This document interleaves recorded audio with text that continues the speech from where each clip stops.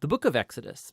It's the second book of the Bible, and it picks up the storyline from the previous book, Genesis, which ended with Abraham's grandson, Jacob, leading his large family of 70 people down to Egypt. Now, Jacob's 11th son, Joseph, had been elevated to second in command over Egypt, and he had saved his whole family in a famine. And so Pharaoh, the king of Egypt, offered the family to come live there as a safe haven. And so eventually Jacob dies there in Egypt, and Joseph and all his brothers do too. About 400 years pass, and the story of the Exodus begins. Now, that name refers to the event that takes place in the first half of the book, Israel's exodus from Egypt. But the book has a second half that takes place at the foot of Mount Sinai. In this video, we'll just focus on the first half, where centuries have passed, and the Israelites were fruitful and multiplied, and they filled the land. Now, this line is a deliberate echo back to the blessing that God gave all humanity back in the Garden of Eden. And it reminds us of the big biblical story so far. Humanity forfeited God's blessing through sin and rebellion, and so God chose Abraham's family as the vehicle through which he would restore his blessing to all the world. But the new Pharaoh does not view Israel as a blessing. He actually thinks this growing Israelite immigrant group is a threat to his power. And so just as in Genesis, humanity rebels against God's blessing, so here Pharaoh attempts to destroy the source of God's blessing, the Israelites. He brutally enslaves them in forced labor, and then he orders that all the Israelite boys be drowned in the Nile River. Now, Pharaoh, he is the worst character in the Bible so far. His kingdom epitomizes humanity's rebellion against God. Pharaoh has so redefined good and evil according to his own interests that even the murder of innocent children has become good to him. And so Egypt has become worse than Babylon from the book of Genesis. And so now Israel cries out for help against this new Babylon, and God responds. God first turns Pharaoh's evil upside down as an Israelite mother throws her boy into the Nile River, but in a basket. And so he floats safely right down into Pharaoh's own family.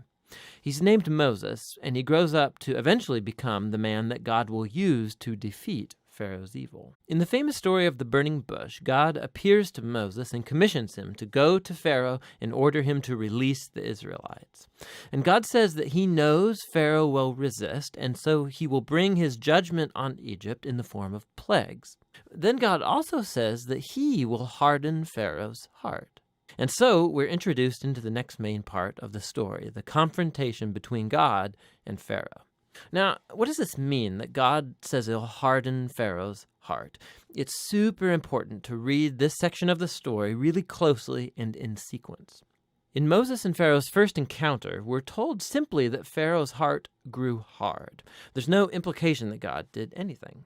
And so in response, God sends the first set of 5 plagues, each one confronting Pharaoh and one of his Egyptian gods. And each time, Moses offers a chance for Pharaoh to humble himself and to let the Israelites go. But after each plague, we're told that Pharaoh either hardened his heart or that his heart grew hard. He's doing this of his own will. And so eventually, it's with the second set of 5 plagues that we begin to hear how God hardened Pharaoh's heart. So the point of the story seems to be this. Even though God knew that Pharaoh would resist his will, God still offered him all of these chances to do the right thing.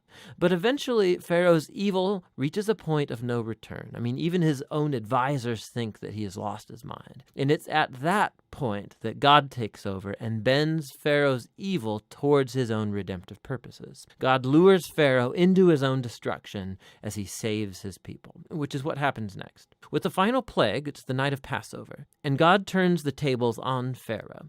Just as he killed the sons of the Israelites, so God will kill the firstborn in Egypt with a final plague.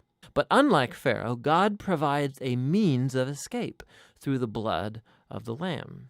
And here the story stops and introduces us in detail to the annual Israelite ritual of Passover. On the night before Israel left Egypt, they sacrificed a young, spotless lamb and painted its blood on the doorframe of their house. And when the divine plague came over Egypt, the houses covered with the blood of the lamb were passed over, and the son spared. And so every year since, the Israelites have reenacted that night to remember and to celebrate God's justice and his mercy.